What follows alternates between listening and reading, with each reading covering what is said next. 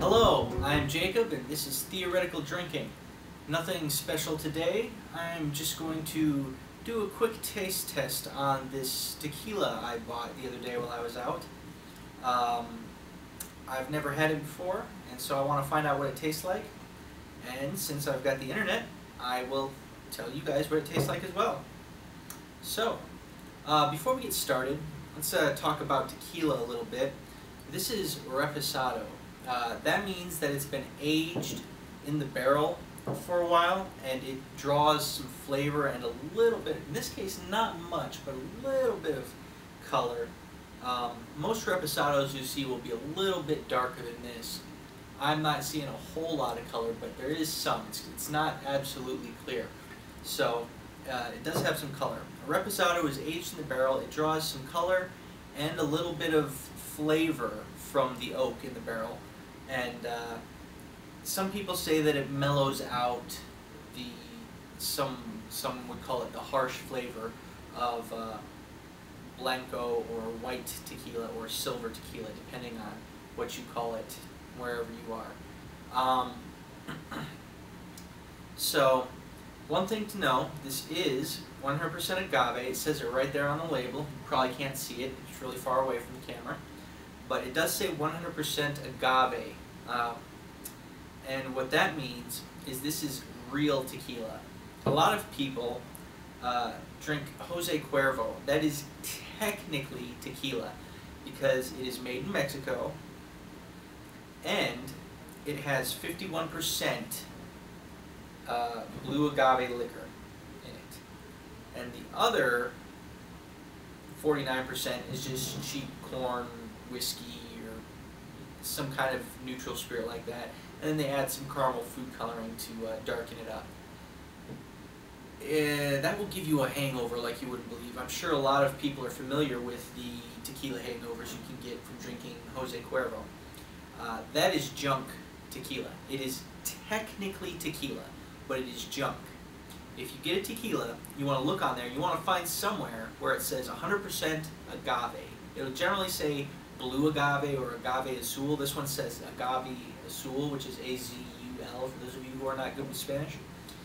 And that means that it is 100% blue agave liquor. There's no other stuff in there. It's pure blue agave. That's what you want. That's what's good. That's what's tasty. So, having said that, let's have a look at this. Reposado, 100% obviously. It says it's 80 proof, and that is to say 40% alcohol. Says in Spanish that it was made in Mexico, which of course it was, because if it wasn't, they are not legally allowed to put the word tequila on the bottle. And let's have a taste. Now, when you taste a new alcohol for the first time, what you want to do... my ice is all frozen out here, so... You want to get some ice and put it in the glass, because you want to pour it over the ice and then stir it a little bit. And this is so that you dilute the alcohol a little bit. You want to bring those flavors out. 40% alcohol, 80 proof. That literally numbs your tongue. I'm not actually making that up. That is true. It numbs your tongue and prevents you from getting the full effects of whatever it is that is on your tongue. So what you want to do is you want to put on a little bit of ice. Open this up. Just a little bit, just to get some flavor here. That really doesn't look like reposado at all. I wonder, this is kind of cheap. It was only about $7 for this bottle. Speaking of which, when you try out a new alcohol for the first time as well, get the small bottle, you know, or even maybe get one of these little 50 milliliter bottles. Don't get a fifth, you know, don't spend $15, $20, $30, $40 on a fifth of alcohol and then find out that you don't like it. That's called lose. You don't want to lose. So, stir this around a little bit. Just let that ice melt into it a little bit, dilute it, bring out some of the flavors so we can really see what it tastes like. Tastes like plastic. Alright, let's see here. You can get a little bit of the agave scent, that tequila smell, but not a whole lot. Let's see here.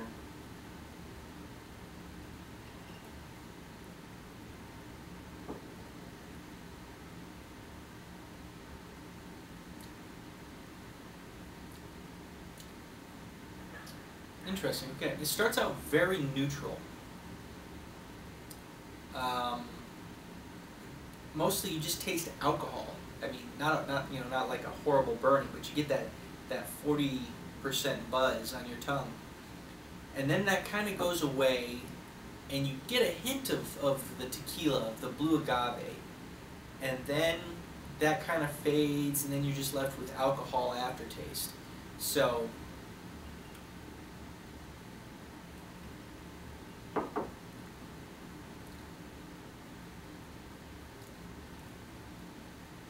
Yeah, it's just there for just a moment, and then it's back to alcohol aftertaste.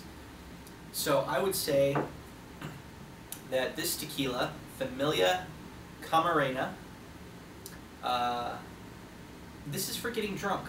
That's what this is for. Which isn't surprising. Like I said, it was only $7 for the bottle. And generally in Arizona, a bottle like this, if you're getting something good, it's going to be $10 to $15 depending on what you're getting. $15 is at the high end unless you're getting something like Blue Label or some single malt scotch or something, which I don't think they generally have in bottles that size, but sometimes they do. So yeah, Familia Camarena. Don't get it unless you just want to get drunk.